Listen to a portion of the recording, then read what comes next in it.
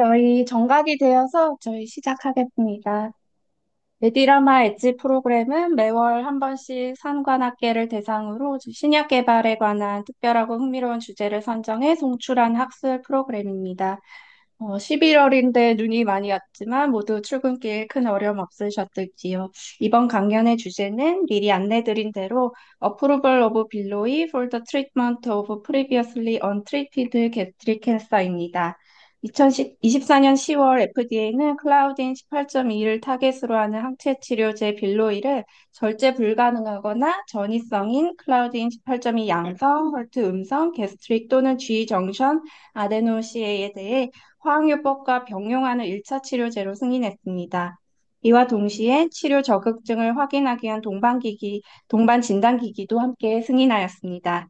이번 강연에서는 빌로이의 승인에 기여한 임상시험의 주요 결과와 승인 과정에 대해 함께 살펴볼 예정입니다.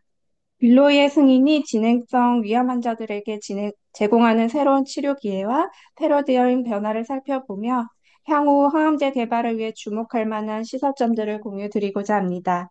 문알림 대표님께서 라이브로 강연해 주실 예정으로 강연을 마치면 Q&A 세션이 있으니 질의사항을 채팅창에 남겨주시거나 강의 후에 말씀 주시면 감사하겠습니다. 저희 대표님 모시겠습니다. 네, 김양사님 감사드립니다. 여러분, 올해는 날씨가 정말 이상한 것 같아요. 여름에는 너무너무 더웠고, 그다음에 진짜 겨울이 오기는 오나 싶더니 갑작스럽게 겨울이 오면서 정말 많은 눈이 왔는데요. 모두 안전하고 건강하게 지내시길 빌겠습니다. 제가 이제 매번 강의를 준비하면서 이번 달에는 무엇을 해야 여러분들께 이제 현업에 도움이 되고 또 그러면서 흥미로울까 하고 토픽을 선정하는데 굉장히 이제 좀 신중하게 고르는데요. 10월 18일 날 졸베투ಕ್시맙 빌로이가 인허가를 받았고 때로는 검토 도큐먼트가 올라오질 않아서 제가 준비하는 동안 자료가 충분하지 않은 경우가 있는데 이것도 사실은 금방 올라오지 않고 한 일주 이상 갭을 두고 이제 자료가 올라와서 제가 좀 걱정을 했거든요. 충분히 알려드릴 수 있는 부분이 없을까 봐. 근데 다행히 끝나고 나서 한 일주 인허가 받은 다음에 일주 조금 넘어서 검토 의견, 도큐멘트가 다 올라왔습니다. 그래서 오늘 이제 이런저런 자료를 다 모아서 말씀드리도록 하겠습니다. 오늘 말씀드릴 내용이고요. 이제 그 빌로이는 상품명이고 졸베투ಕ್시맙 이 이제 그 제네릭 네임이 되겠습니다. 졸베투ಕ್시맙은 모노클로날 엔티바디고 그다음에 클라우딘 18.2를 타겟으로 하는 그런 안티바디가 되겠습니다. 그래서 인허가 받은 인디케이션은 previously untreated advanced or metastatic gastric or GE 정셔널 아데노카시노마에서 그리고 이제 헐투 네가티브인 경우에 그다음에 클라우딘 18.2가 양성인 경우에 쓸 수 있는 약으로 여러 가지 조건이 붙었지만 사실은 뭐 그렇게 복잡하지도 않아요. 이제 파퓰레이션을 이렇게 데지그네이션을 한 거죠. 그러면서 이 뉴스에는 벤타나의 클라우딘 18 그래서 이그 컴패니언 다이그노스틱스 어세이가 인허가를 같이 받았다. 이제 이렇게 설명을 하고 있습니다. FDA 그 인허가 뉴스를 보시면 FDA에서 항상 이 프로젝트가 어떻게 리뷰가 됐고 어떤 인허가 과정을 거쳤는지에 대해서 이제 설명을 하시게 되는데요. FDA는 리얼타임 온콜로지 리뷰라고 해서 데이터가 굉장히 아웃스탠딩하고 빨리 엑스페디티브 프로그램으로 가야 되겠다 하는 것들은 어, NDA나 BLA 자료를 다 내기 전에 리얼타임으로 클리니컬 리뷰를 하면서 전체적인 리뷰를 퍼실리테이션 하는 그런 메커니즘이 있습니다. 그래서 이거를 리얼타임 온콜로지 리뷰라고 해서 RTOR이라고 돼 있고요. 이거에 대한 에이드가 있어서 툴이 있고 가이던스도 있습니다. 그래서 이제 이 RTOR을 했다 이렇게 이제 돼 있고 그다음에 이 엑스페디티브 프로그램을 통해서 했다. 그래서 이게 다른 엑스페디티 프로그램이 아시다시피 네 가지가 있는데 이거는 accelerated approval이 아닌 traditional approval이고 그 전에 orphan drug이나 또는 그 데지그네이션 받지 않은 상태에서 리뷰를 프라이어리티로 해줬기 때문에 이제 네 개 중에 하나의 그 expedited 프로그램을 혜택을 받았다고 할 수 있겠습니다. 그다음에 그 약제가 승인이 되었는데 또는 게스트릭 캔서에 이 약을 쓰고 있는데 게스트릭 캔서 아닌데 약을 쓰고 싶다든지 하는 경우에 혹시는 이 약이 쓰고 싶은데 쓸 수 있는 메커니즘이 없는 분들은 FDA가 프로젝트 퍼실리테이트라는 것을 통해서 인디비주얼 환자들에 대해서 쓸 수 있는 그런 메커니즘이 있어서 이제 그런 인포메이션을 여기 넣어 놨습니다. 인디케이션은 조금 전에 말씀드린 대로고요. 여기 보시면은 이제 이 그 졸베투क्스맙의 특성에 대해서 얘기를 했는데 졸베투क्스 안티바디라는 거는 이제 베리어스 리전이 있고 콘스탄트 리전인데 베리어블 리전은 안티젠에 가서 달라붙는 부분이죠. 근데 이게 이제 카이메릭 엔티바디입니다. 그래서 달라붙는 부분은 마우스 안티 휴먼 클라우딘 18 아이소폼 2 모노클로날 엔티바디. 그래서 위쪽에 있는 거는 마우스 드라이브드 포션이고 아래쪽에 컨스탄트 리전은 휴먼 IgG1입니다. 그래서 이제 그렇고 그다음에 몰레큘러 웨이트가 147kg 달톤이다 이렇게 돼 있고요. 100mg 바이알로 돼 있고 사실 제가 100mg 바이알이라고 해서 이거 한번 쓸 때 이게 이제 800mg 파 제곱미터를 주고 그다음에 600씩 주게 돼 있는데 굉장히 많은 다이아를 따야 되겠구나 뭐 이런 생각을 했습니다. 전체적인 히스토리를 보시면 요 다음 장에 제가 이제 다른 히스토리를 조금 설명을 드릴 건데 이분들이 2019년도에 3상을 두 개를 시작을 해서 22년도에 두 개의 3상이 프라이머리 엔드포인트를 만났다. 그래서 스팟라이트라고 하는 트라이얼하고 글로우라고 하는 트라이얼 두 개를 퍼스트 라인에 해가지고 이제 포지티브 데이터가 나왔다라고 했고 요거를 이제 그 다음에 3월 달에 글로우 데이터는 아스코의 플래너리에 발표를 했습니다. 이때 아직 이제 아스코 플래너리를 매달 했었던 때라서 그다음에 이제 란셋에 퍼블리케이션이 됐고요. 그다음에 23년 7월 달에 이 사람들이 이제 그 프라이어리티 리뷰 데지그네이션을 받았습니다. 그러고 나서 이제 이때가 2023년 7월인데 24년 1월 달 그로부터 그러니까 6개월 후에 아스텔라가 이 스테이투스에 대해서 이제 업데이트를 했는데요. 사실 여기 적혀 있지는 않은데 FDA가 어프로벌을 디나이를 해서 컴플리트 리스폰스 레터를 내게 됩니다. 근데 리뷰를 쭉 살펴보면 그 당시에도 이미 클리니컬 데이터는 완벽하게 다 좋았어요. 좋았는데 CMC 이슈로 인해서 컴플리트 리스폰스 레터를 내서 이제 이 사람들이 서미션 했던 거를 위드드로를 하게 되고 그러고 나서 2024년 5월 달에 그로부터 4개월 뒤에 다 리졸브 한 다음에 리서미션을 했습니다. 그리고 그다음에 5개월 뒤인 10월 달에 이제 어프로를 받겠는데 21일이라고 돼 있는데 실제 찾아보면 18일이라고 돼 있고요. 이게 아마 뉴스 21일 걸 쿼트를 해서 그런 것 같고요. 그런데 재밌게도 많은 경우에 전 세계에서 가장 먼저 어프로벌을 받는 나라가 미국이 되는데 이 프로젝트는 일본과 UK, EU 그리고 한국에서 더 먼저 어프로벌을 하게 됩니다. 여기 보시면 이제 이 컴파운드를 아스텔라스가 갖게 된 히스토리가 나와 있는데요. 2016년 12월 달에 아스텔라스가 여기 있는 가니메드라고 하는 이 이제 회사를 사게 됩니다. 사게 되는데 이 산 이유는 진짜 이거 하나 때문에 산 거예요. 그래서 422 밀리언 유로를 주고 100% 쉐어를 다 갖게 되고 그 대신에 이제 이 데이터가 잘 나오면 추가로 860 밀리언 유로를 더 주겠다라고 이제 커밋을 한 상태에서 이제 이 컴파운드를 가져오게 되고 이때 데이터는 IMAP 362라고 하는 트라이얼 안에서 프로그레션 프리 서바이벌하고 오버럴 서바이벌이 상당히 좋은 데이터가 들어왔는 소릴까요? 응? 죄송합니다. 약간 소리가 나서. 네. 그래서 이제 이렇게 이렇게 해서 이제 그 라이선스 인을 하게 되고요. 그다음에 제가 조금 전에 말씀드린 대로 10월 달에 미국에서 인허가를 했는데 3월 달에 일본에서 허가를 하게 되고요.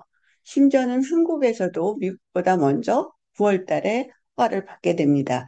이런 예는 상당히 흔하지 않은 예인데요. 더군다나 이제 이거를 어나운스를 하면서 또 굉장히 재미있는 그 사실을 여기에 뉴스에서 코멘트를 하고 있습니다. 제가 이거 퍼블리케이션을 찾아보려고 그래서 찾을 수가 없어서 그냥 요걸 유체로 가져왔는데요. 빌로이 스팟라이트 트라이얼에서 보시면 전체적인 파퓰레이션에서의 PFS와 오버롤 서바이벌이 8.94와 16.13, 다시 말해서 9개월, 16개월 정도인데 비해서 에이시안 파퓰레이션에서는 PFS가 14개월, OS가 23개월, 그러니까는 둘 다 한 1.5배 정도 좋은 성적이거든요. 그래서 에이시안에서 굉장히 좋은 성적을 보였고, 이거를 자세하게 설명하는 글이 없어서 제가 그냥 유추하기로는 게스트릭 캔서가 일반적으로 아시안 피지션들이 치료를 잘하고 이제 프로그레션 프리 서바이벌은 솔리 그 치료 때문이지만 오버롤 서바이벌은 서브시퀀트 트리트먼트를 얼마나 잘하냐에 따라서 또 OS가 개선이 되거든요. 그래서 이제 그런 맥락이 아닐까 생각하고 있습니다. 이거는 나중에 퍼블리케이션이 나오면 자세하게 읽어보시면 좋을 것 같긴 합니다. 제가 이제 몰레큘러 바이올로지를 하는 사람은 아니지만 클라우딘 18.2가 타겟이니까 설명을 드리면 이거는 이제 멤브레인 프로테인인데 트랜스 멤브라노 포션이 이렇게 네 개가 있고 그다음에 엑스트라셀룰라 루프가 두 개가 있고 그다음에 인트라셀룰라에 N터미널하고 C터미널이 이렇게 있습니다. 그런데 이 중에서도 루프 1, 엑스트라셀룰라 루프 1이 아마도 구조적으로 엔티바디를 붙여서 타겟하기에는 가장 좋은 그런 구조인 것 같습니다. 그래서 클라우딘 18포인트, 졸베투ಕ್시맙은 여기를 타겟으로 하는 그런 모노클로널 엔티바디로 만들었고요. 펑션을 보시면 클라우딘 18.2는 정션에 있는 그 타이트 정션에 존재하는 프로테인으로서 타이트 정션에서 여러 가지 펑셔널하게 그래서 뮤코잘 인테그러티하고 그다음에 아이언 채널에 관여하는 것으로 알려져 왔고 그다음에 이제 그 밖에는 셀의 폴라리티라든지 어드이전에 관계가 있다고 알려져 왔습니다. 그리고 헬시 티슈에서는 게스트릭 티슈에 대부분 발현이 되고 이제 다른 노말 티슈에는 별로 발현이 안 되는데요. 반면에 이제 이게 캔서가 되면 캔서 셀에 오버 익스프레스 되는 경우가 많고 특히 게스트릭 캔서, 그다음에 팬크레아틱 캔서, 런 캔서 같은 서 발현이 된다고 돼 있고 이게 이제 발현이 되게 되면 캔서가 생기게 되면 원래 갖고 있던 타이트 정션이 인테그리티가 없어지고 그래서 튜머가 인베이전 메타스타시스 하는데 관여를 한다라고 돼 있습니다. 그리고 이제 그럼으로써 실제적으로 튜머리제네시스가 되고 셀 프롤리퍼레이션 디퍼렌시에이션 그다음에 마이그레이션 인베이전에 관여한다고 돼 있고 그래서 이게 이제 타겟으로 해서 인터벤션을 할 수 있는 그런 타겟이 되겠습니다. 이런 식으로 이제 클라우드 네이팅 포인트를 면역 염색 그 이뮤노히스토 케미스트리를 염색을 하게 되면 이제 멤브레인 스테인이 되는 것을 알 수가 있고요. 실제적으로 클라우딘 18.2의 퍼시티가 얼마나 되냐라고 보면 여기 지금 이제 이거는 아스텔라스가 설명하는 슬라이드를 제가 그대로 가져왔는데요. 약 38%다. 그런데 이게 약간의 그 편차는 있는 것 같습니다. 편차는 있지만 어쨌든 30에서 35%그 정도가 실제적인 데이터인 것 같고요.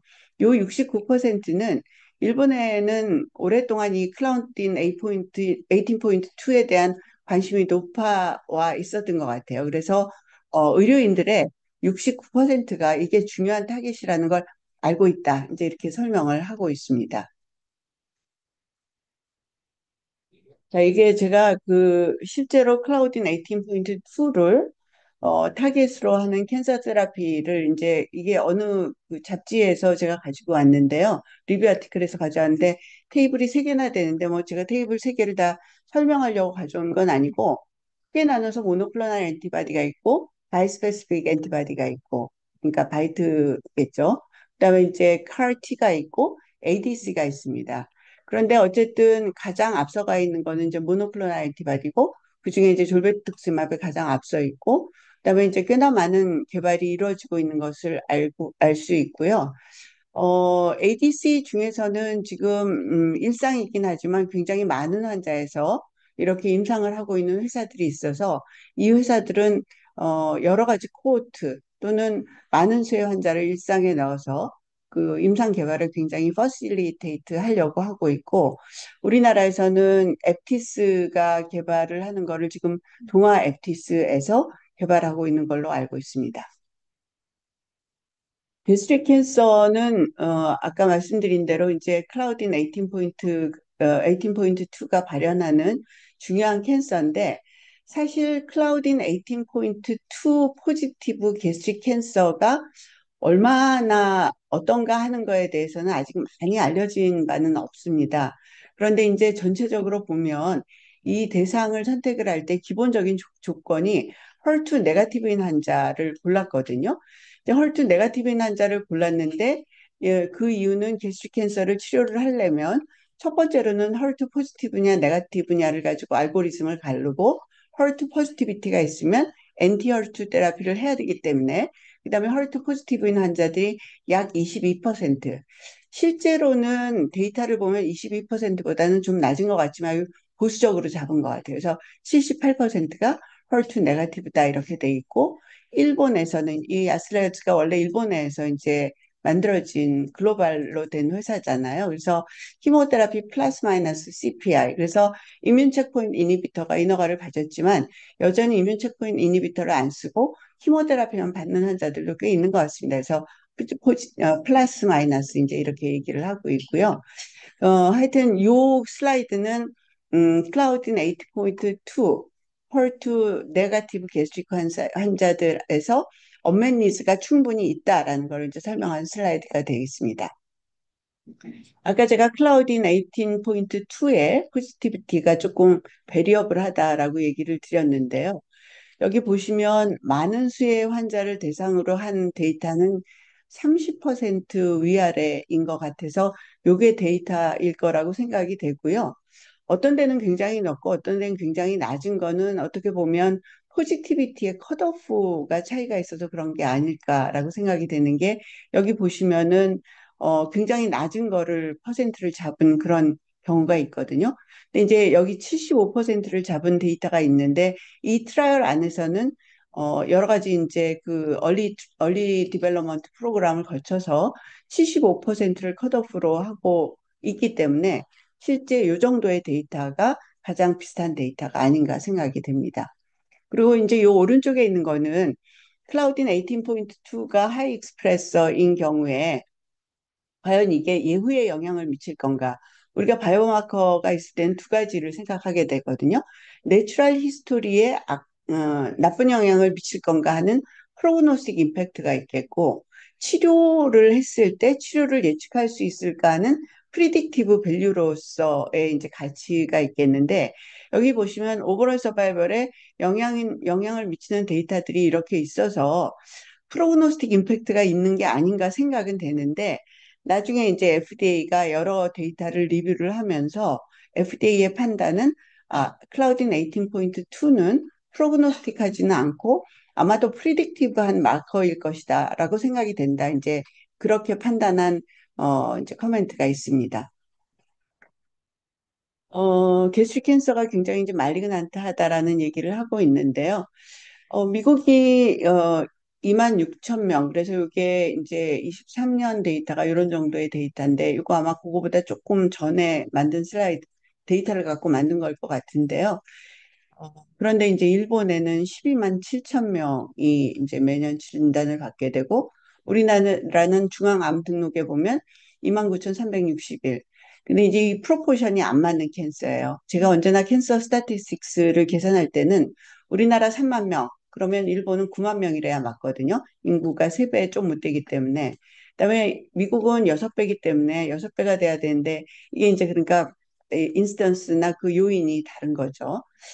그럼에도 불구하고 지금 이제 환자들이 많고 그다음에 이제 모텔리티가 높다 이렇게 얘기를 하면서 그래서 얼리 디텍션이 중요한데 일본에서는 얼리 디텍션을 하고 있고 이건 이제 우리나라에서 얼리 디텍션 하고 있고 왜냐하면 중앙암 보험이 저희가 이제 55세가 넘어가면 이걸 다 스크린을 해주기 때문에 그렇지만 하여튼 이펙티브한 트리트먼트는 제한적이다 이제 이렇게 얘기를 하고 있습니다. 게스트릭 캔서가 진단이 됐을 때 바이오마커 테스팅을 하게 되는데 이게 NCCN 8월 달이고요. 지금 NCCN이 게스트릭이 8월 달에 리바이즈 된 다음에 최근에 리바이즈가 없어서 그 다음 판에는 아마 클라우딘 18.2가 올라올 것 같은데 8월 버전까지 보면은 헐투는 꼭 해야 되고 PDL1을 봐야 되고 그다음에 MSI를 보고 그다음에 TMB를 보고 그다음에 이제 레어하지만 NTRK, RET, BRAF가 튜머 아그노스틱 인디케이션들이 있는 약들이 있기 때문에 이렇게 하라고 이제 리커멘데이션이 돼 있는데요. 클라우딘 18.2는 아직 올라가 있지 않고 그다음에 이건 이제 NGS고 이건 또 IHC로 해야 되는 거기 때문에 다른 면이 좀 있을 것 같습니다. 리퀴드 바이옵시에 대해서는 그냥 제너럴한 디스크립션인데요. 바이옵시를 하기 힘들면 리퀴드 바이옵시를 하라. 그러나 리퀴드 바이옵시는 네거티브일 때는 과연 네거티브라고 판정을 할 건지는 신중하라 하는 게 이제 메시지가 되겠습니다. 게스트릭 캔서의 시스테믹 트리트먼트를 보면 요거는 이제 로컬리 어드밴스인 캔서가 가 되겠는데요.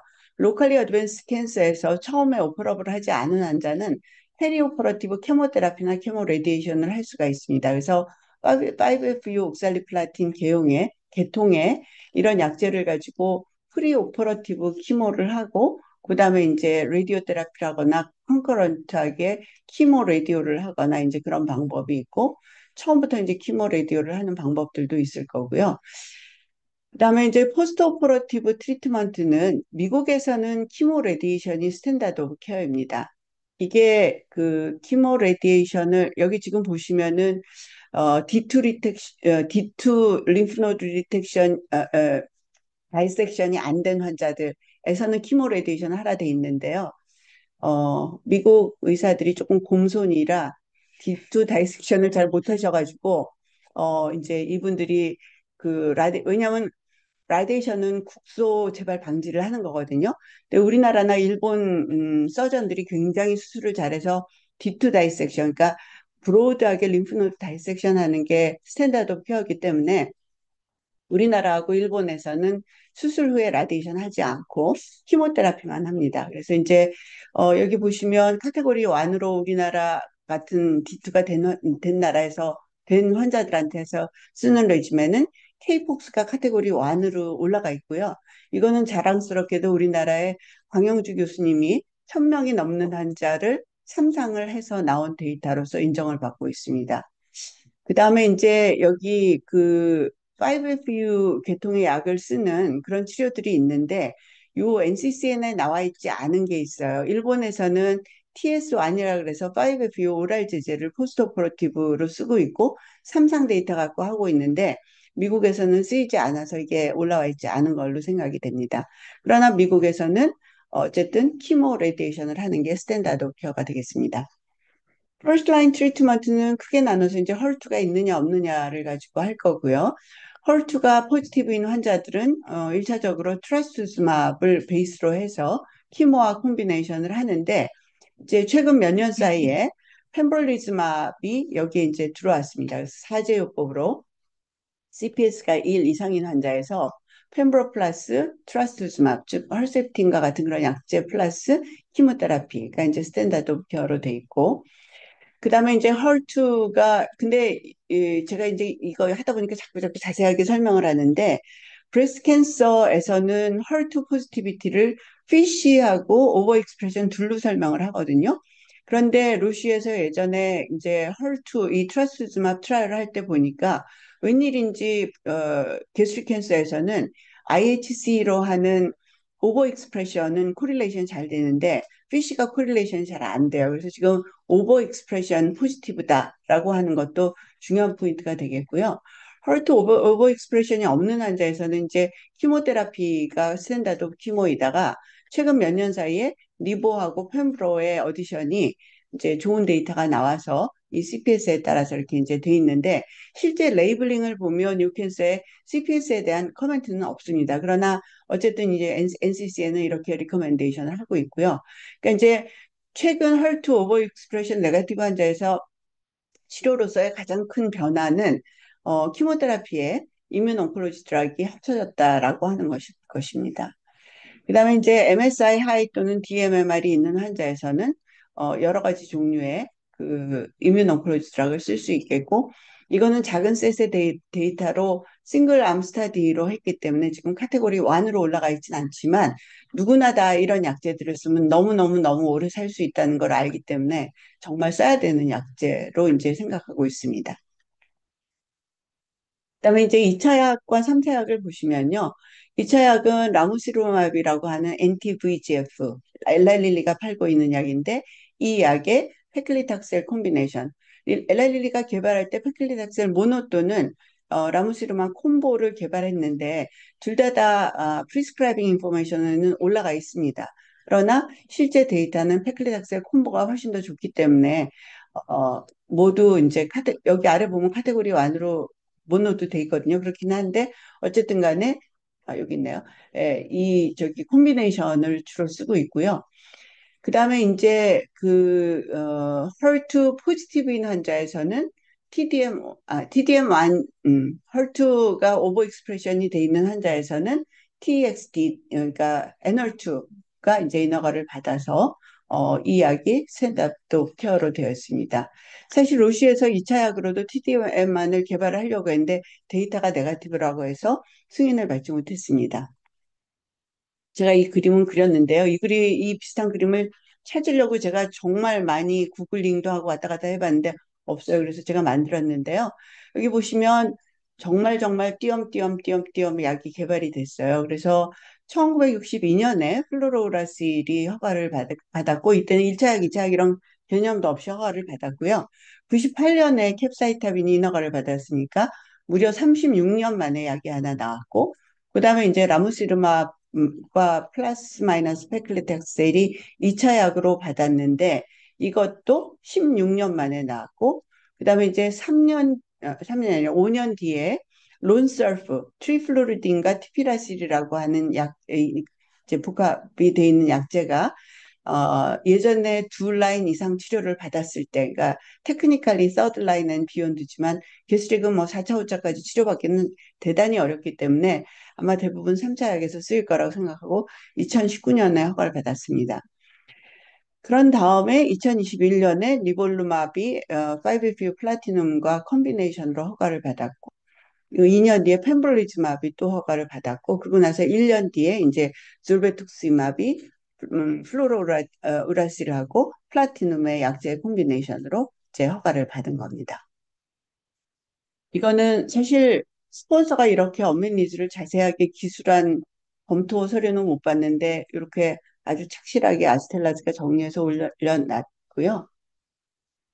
이거 제가 사실 만들 때 필요한 분들은 다 나눠드리고 있기 때문에 이거 공부를 하고 싶으신 분은 자료 요청하시면 되고요.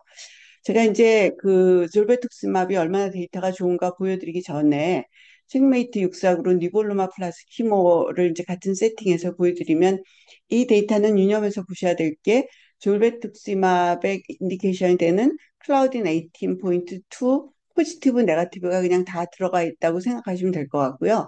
그럼에도 불구하고 뭐 굉장히 큰 임팩트가 있을 것 같지는 않지만 여전히 차이는 그렇게 많지가 않습니다. 그래서 2개월 정도의 차이로 이 이제 OS가 한 2개월 정도 차이가 나게 콤보가 더 좋았고 그다음에 프로그레션 프리 서바이벌은 아주 마이너하게 차이가 있거든요.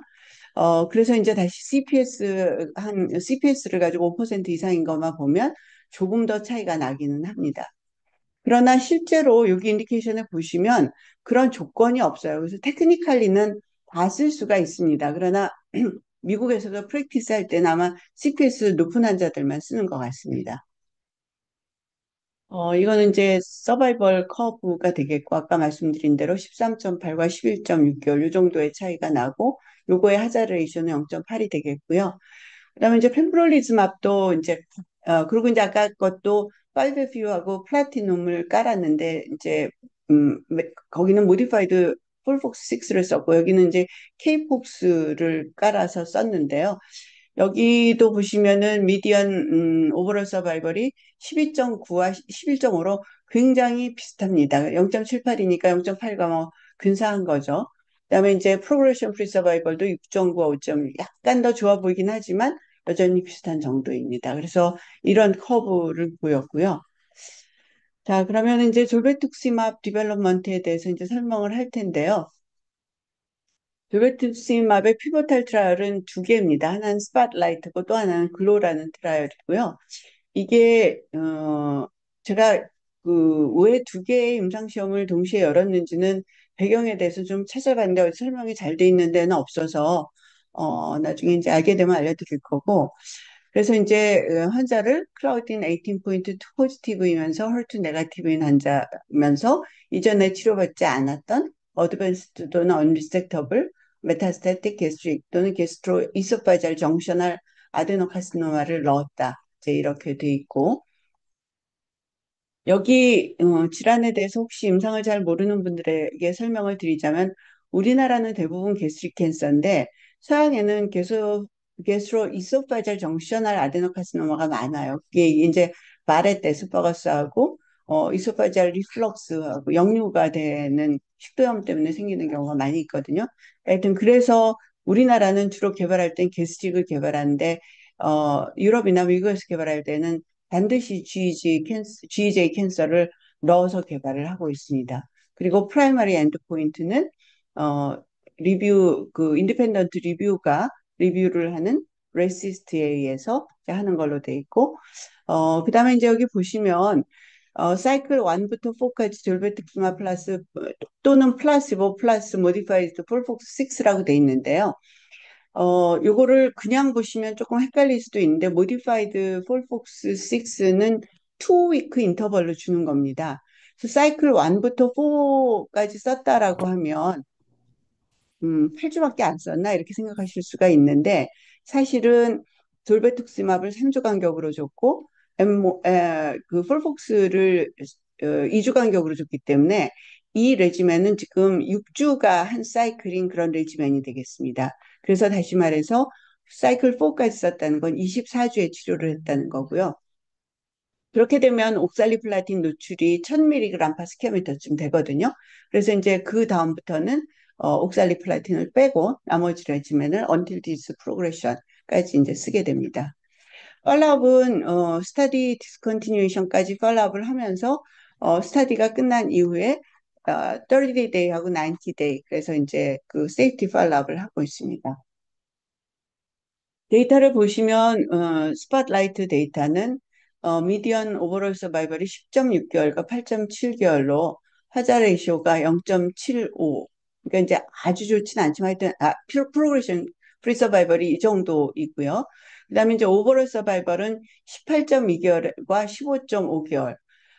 다시 말해서 아까 음, 이민 온콜로지 드락을 썼을 때보다는 숫자적으로는 더 좋아 보이는데 하자레이쇼는 0.75와 0.78이기 때문에 사실 큰 차이는 없습니다. 근데 이제 제가 왜 이럴까 생각을 해보면 스팔라이트나 글로우 스타디 두 군데 다 아시안 파퓰레이션 상당히 많이 들어가서 30 내지 40%가 들어갔거든요. 그래서 그 데이터가 전체적으로 데이터를 좋게 한 게 아닌가 하는 생각이 들고 그거가 이제 증명이 되는 거는 에이시안 데이터가 아까 말씀드린 대로 거의 1.5배가 PFS와 OS가 좋았다라는 거로 이제 설명을 할 수가 있겠습니다. 그래서 이제 이게 그 PFS의 커브가 되겠고 이게 오버럴 서바이벌의 커브가 되겠습니다.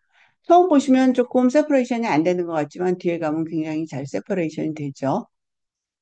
그다음에 이제 세이프티를 보면 여기 보면은 이제 노시아 보미팅이 상당히 심해서 이거는 워닝 앤 프리쿠션에도 나와 있고요. 그다음에 이제 에피타이트 떨어지는 게 나와 있고 그다음에 페리페럴 이데마가 나와 있습니다. 그래서 제가 페리페럴 이데마가 왜 생길까 하는 기전을 설명을 드리면 아까 클라우딘 18.2가 미코잘 인테그러티, 그다음에 이제 에 관여를 한다라고 했는데 지금 이제 이게 설명을 하는 거는 두 가지로 설명을 하고 있습니다. 첫째로는 베스큘라 인테그리티를 디스럽션을 해서 그래서 이제 이게 옵티모 온타르겟 이펙트가 되겠죠. 이제 그 클라우딘 18.2의 노멀 셀에 있는 거를 이제 저해를 해서 그 이제 그 리퀴드가 새 가지고 이제 생길 수 있는 그런 가능성이 있고 이게 이제 또 ADCC를 일으키는 부분이 있기 때문에 이뮨 메디에이티드로 사이토카인 때문에도 그럴 수 있다라고 이제 설명을 하고 있습니다. 그다음에 이제 레버러토리 파인딩으로는 알부민이 떨어지고 포타시움이 떨어지고 소디움이 떨어지고 근데 이것도 설명을 딜루셔널한 것으로 설명을 하고 있습니다. 물론 알부민 떨어지는 거는 뭐 말뉴트리션이나 다른 이유가 있을 수도 있다라고 설명을 하고 있으나 여전히 가장 중요한 기전은 이데마로 인한 딜루션으로 설명을 하고 있는 것 같습니다. 플루이드 리텐션 이런 것으로.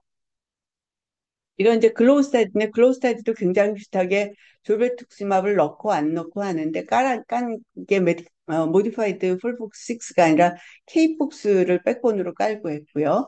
프라이머리 엔도포인트는 똑같이 PFS by IRC라고 돼 있습니다. 사이클은 8사이클까지 돼 있는데 이 K폭스는 이 사이클이 이제 4주 사이클로 했기 때문에 4주 사이클이 아니라 3주 사이클로 했기 때문에 이게 이제 8사이클까지 그래서 38이 23은 24주 동안 쓰는 건 똑같고 그래서 옥살리플라틴 양을 계산해 보면 여전히 1000mg per 스퀘어미터 남짓한 그런 양이 되고 그 뒤가 되면 이제 졸베투ಕ್시맙 또는 플라시보하고 캡사이탑인만 쓰게 됩니다. 그렇게 하고 이제 똑같이 팔랍을 했고요. 제가 이거는 약간 여담이긴 한데 캡사이탑인이 원래는 인허가 용량이 2,500 하루에 쓰는 거였는데 최근에 레이블을 바꿔서 레이블 체인지가 돼가지고 1000mg per square meter BID로 쓰고 있거든요. 그래서 지금 여기서도 그렇게 사용을 했습니다. 글로스타디는 레이블이랑 그 리뷰에 굉장히 자세히 나와 있지는 않은데요. 미디안 프로그레션 프리 서바이벌을 보면 8.2개월과 6.8개월. 그래서 뭐 비슷한 정도의 하자 레이쇼 리덕션이라고 생각하시면 되겠습니다. 그다음에 글로우에서도 세이프티 데이터를 보시면 이제 노시아 보미팅이 있고 에피타이트 떨어지고 그다음에 뉴트로피니아 그다음에 여기 웨이트 디크리스드라고 돼 있는데요. 사실은 플루이드 리텐션이 되면 뭐 말뉴트리션이 되거나 캔서 카키엑시아가 있지 않으면 웨이트가 줄 것 같지는 않은데 하여튼 이런 걸 보고 하고 있고 따로 페리페럴 이데마나 또는 일렉트로라이트에 대한 설명은 없습니다. 일단 트라이얼 안에서 보시면 아까 설명드린 대로 에이시안 파퓰레이션이 서브스텐셜하게 들어와 있습니다. 그래서 에이시안이 꽤 많이 차지하고 있고 에이시안이 많이 차지했기 때문에 US FDA의 리뷰 포인트로 보면 미국 파퓰레이션 중에서 언더 리프레젠티브 파퓰레이션이 많거든요. 히스패닉도 많지 않고 그다음에 그 아보리진도 거의 없고 그다음에 아프리칸 아메리칸도 없고 그래서 나중에 보시면 그게 포스트 어프로벌 그 리퀘어먼트로 스터디를 하게끔 그렇게 되어 있습니다. 이게 이제 리뷰 포인트인데 리뷰 포인트는 굉장히 심플해요. 그래서 이게 뭐 아주 스트레이트 포워드하고 게스트릭 캔서는 미국에서 1년에 2만 6천 명이 생기는데 굉장히 많은 환자가 죽고 그러니까 이제 2만 6천 명 중에 이거가 이제 그 해 생긴 환자가 다 돌아가시는 건 아니지만 2만 6천 중에 1만 1,000명이 돌아가시면 상당히 좋지 않아서 5year 서바이벌이 36.0%다 이렇게 돼 있는데 한국 데이터를 보시면 2021년에 2만 9천 약 2만 9천 명 조금 넘는 환자가 있는데 5year 서바이벌은 77.6%. 여러 가지 컴포넌트가 있는데 첫째로는 얼리 디텍션이 돼서 큐어러블한 환자가 많아지고 그다음에 두 번째로는 로컬리 어드밴스드 돼도 여전히 에주반트 키모를 굉장히 열심히 하기 때문에 재발 방지하는 부분이 있고 그다음에 이제 어드밴스드가 됐을 때 굉장히 치료를 잘하기 때문에 일반적인 서바이벌이 서양 환자들보다 훨씬 높기 때문에 그렇다라고 생각할 수 있겠습니다. 이 리뷰 아티클 안에도 367명의 환자를 대상으로 한 한국인에서의 포지티비티가 멘션이 돼 있고요. 75% 이상 포지티비티라고 했을 때 29%의 포지티비티를 보였다라고 돼 있습니다. 그래서 이런 팩트를 갖고 FDA가 얘기하기를 게스트릭 캔서는 언메ት 니스가 높고 푸어 프로그노시스가 나쁜 그런 질환이고 클라우딘 18.2는 이렇게 에이지, 섹스, 스테이지, 로케이션, 서바이벌과 관계가 없기 때문에 내추럴 히스토리하고는 관계가 없으니까 프로그노스틱하지는 않고 may be predictive 이렇게 설명을 하고 있습니다. 트리트먼트 옵션은 아까 말씀드린 대로 FP에 이뮤노 온콜로지 드락을 쓰는 것이 이제 이 포퓰레이션에서 스탠다드 오브 케어라고 설명을 하고 있고요. 그 다음에 스팟라이트하고 글로우 스타디에서 두 개 다 컨시스턴트한 베니핏을 보여주고 있고, 그 다음에 이제 A하고 랩을 보면은 아까 설명드린 그런 어드버스 이벤트가 있다라고 돼 있고, 그 다음에 레이블에 충분히 그 A 매니지먼트를 하도록 돼 있기 때문에 리스크 매니지먼트는 문제가 없다 하면서 이 약을 쓸 수 있는 써야 되는 피지션 또는 HCP들은 이런 걸 매니지하는 게 전혀가 문제가 되지 않는다. 이제 이렇게 돼 있습니다. 그래서 이제 이거를 가지고 리커멘데이션을 이제 트래디셔널 어프로벌을 해주라고 리커멘데이션을 하기는 했어요. 클리니컬 데이터로는. 그래서 이제 여기 사실 제가 이 에비덴셜이라는 말은 여기서 제가 처음 어텐션을 해서 에비덴셜이 requirement for traditional approval. 그러니까 트래디셔널 어프로벌 하기에 에비덴스가 충분하다라는 얘기가 되겠죠. 그래서 이제 어프로벌 하도록 리커멘드 한다라고 돼 있는데 이미 첫 번째 리뷰에도 클리니컬 리뷰는 이렇게 돼 있었어요. 그랬는데 이제 그 CMC를 인스펙션을 해보니까 갭이 있어서 이게 이제 컴플리트 리스폰스 레터를 받은 게 되겠습니다. 그 클라우딘 18.2에 대한 거가 이제 간단하게 그 리뷰 다큐멘트에 있는데 여러 가지 과정을 거쳐서 75%가 가장 좋은 그 컷오프라고 생각이 돼서 75%의 스레션들을 사용한 거를 어그리를 한다. 이제 이렇게 얘기를 하고 있습니다. 그래서 이제 아까 말씀드린 대로 이제 인디케이션을 이렇게 받았고요. 워닝 앤 프리쿠션에 보면 크게 이제 두 가지가 나와 있는데 이 약제를 썼을 때 하이퍼 센시티비티가 있을 수 있어서 인퓨전을 2시간에 거쳐서 하고 그다음에 이제 환자를 클로즈 모니터링을 하라고 돼 있고요. 그다음에 그 만약에 하이퍼 센시티비티를 보이면 슬로우 다운 하거나 디스컨티뉴에이션 하도록 돼 있고 만약에 아주 심한 부작용 생기면 퍼머넌트 디스컨티뉴에이션 하라고 돼 있고요. 프리메디케이션으로는 엔티히스타민을 쓰되 이제 처음부터 쓰라고 돼 있지는 않고 생기는 경우에 쓰라고 돼 있고요. 그다음에 이제 노시아 보미팅이 심한 환자들이 많이 있어서 이런 환자들한테는 노시아 보미팅을 프리벤션 할 수 있는 엔티에메틱스를 쓰라고 돼 있습니다. 포스트 어프로벌 커미트먼트로 이제 이게 사실 리퀘어먼트가 아니라 커미트먼트가 되어 돼 있는데 어쩌면 회사가 커밋을 했기 때문에 리퀘어먼트를 따로 안 했을 수 있을 것 같기도 하고 근데 회사가 처음부터 굉장히 클리어했던 것 같아요. 왜냐하면 US 파퓰레이션을 리프레젠트 하지 않고 있기 때문에 그래서 여기서 언더 리프레젠티드 마이너리티 파퓰레이션에 대해서 이제 이 그 클리니컬 이피커시를 보겠다 해서 PK도 보고 액티비티 세이프티 그다음에 이제 익스포저 릴레이션십 이런 걸 보겠다라고 해서 31년까지 이제 보고 리포트를 한다고 돼 있고요. 그다음에 이제 또 한 가지는 ADA, 엔티 드럭 엔티바디에 대해서 어, 검사를 한 다음에 소로하게 한 다음에 그 검사를 한 결과를 가지고 실제 그 스팟라이트와 글로우 스타디에 있는 파퓰레이션에서 이제 검사를 한 다음에 이거의 프레센스가 이피커시나 세이프티에 영향을 미치지 않는지 이제 본다고 돼 있는데 이게 2024년 12월까지 본다라고 돼 있거든요. 그래서 아마 금방 내야 되는, 아이고, 준비 중이고 아마 금방 내야 되는 걸로 돼 있고요.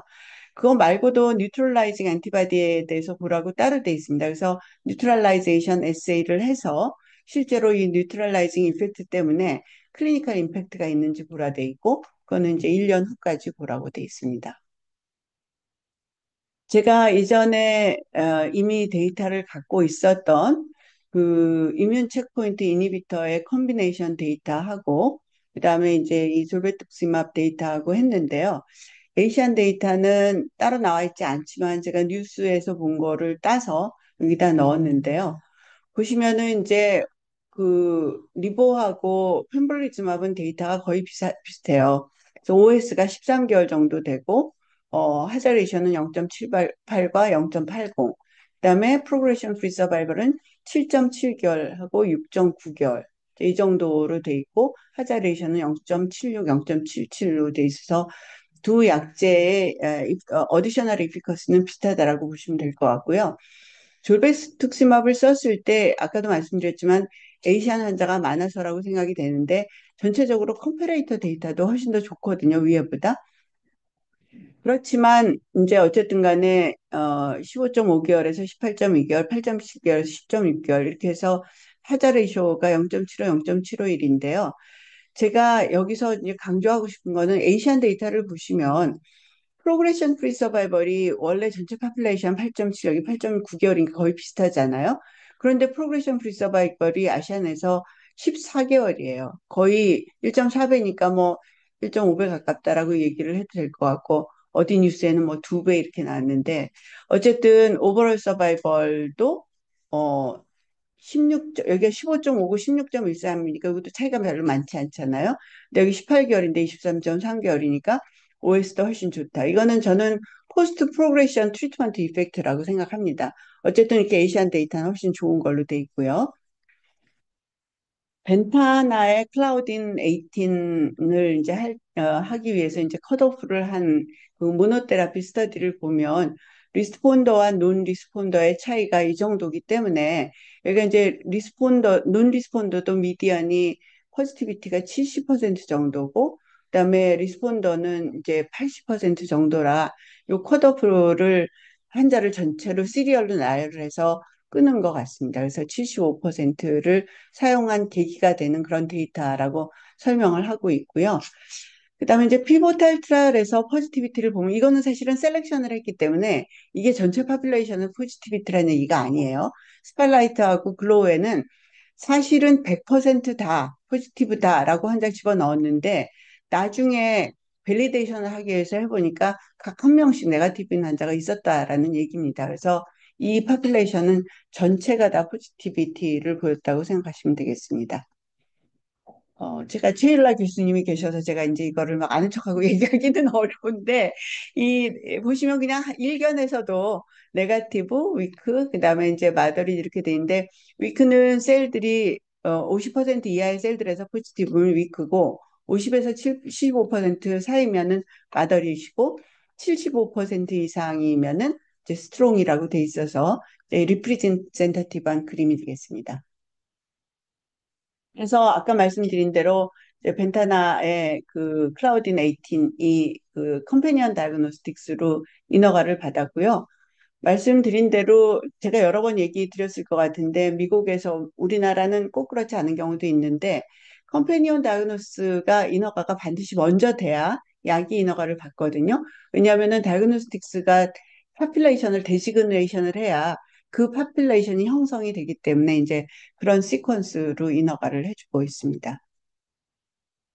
요거는 뉴스에 나왔길래 제가 따왔는데요. 약이 아무리 좋아도 보험이 안 되면 우리나라에서는 오로와 논이잖아요. 그래서 이제 이 아마 그 학회를 하면서 이게 그 지난주에 암학회가 아니라 뭐지? 종양내과학회 아니고 무슨 하여튼 암학회가 있어요. 제가 갈라도 못 간 학회인데 하여튼 거기서 발표를 하신 것 같고 이 발표하신 이근욱 교수님께서 이 약이 되게 좋은 약이고 아시안 데이터는 너무너무 좋기 때문에 이 약 빨리 리임버스 돼야 됩니다라고 이제 강조를 하신 것 같아요. 그래서 비급여 근데 이제 우리나라는 약이 비급여가 되면 그러니까 급여가 안 되면 그럼 비급여로 내가 내 돈 내고 다 쓸래요라고 하는 것도 허락을 안 해주면 해줄 수가 없어요. 왜냐하면은 100대 100이라는 제도가 있어서 보험은 안 되는데 100% 환자가 돈을 내면 쓸 수 있어야라는 것도 인허가를 안 해주면 의사가 환자를 치료하려고 약을 썼는데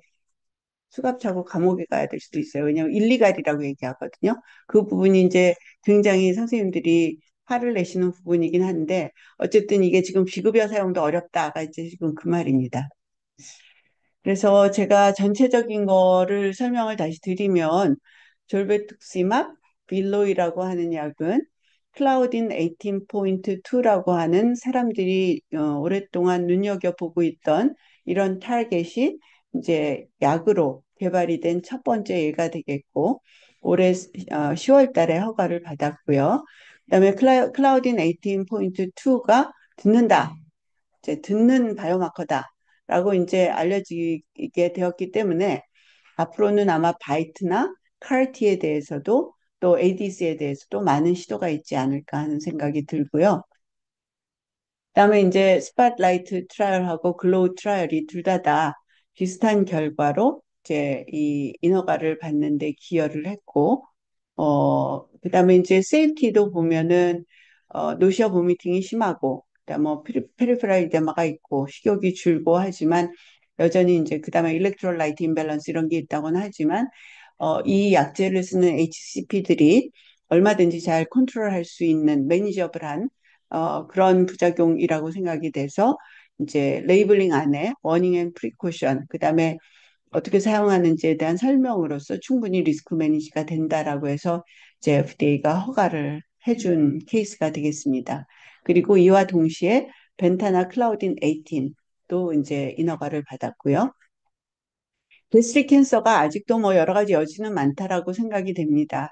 게스트릭 캔서에서 여러 가지 그 클리니컬 아웃컴을 좋게 하는 방법은 여전히 스크리닝을 하는 게 굉장히 중요하고 얼리 디텍션을 해야 되고 그래서 큐어러블한 파퓰레이션이 될 수 있으면 많도록 해야 되고 그다음에 이제 그 일단 문제가 생겼을 때 이제 치료를 어그레시브하게 해야 되는데 아무리 5year 서바이벌이 좋아지고 그다음에 이제 이런 치료를 받은 환자들의 서바이벌이 성적이 개선이 되었다고 해도 미디안이 예를 들어서 14개월이다 하는 말은 100명 치료받았으면 50명째 환자가 14개월 산다는 거니까 반은 그 전에 돌아가시고 또 반은 그 후에 한 10 내지 15% 남기고는 돌아가시거든요.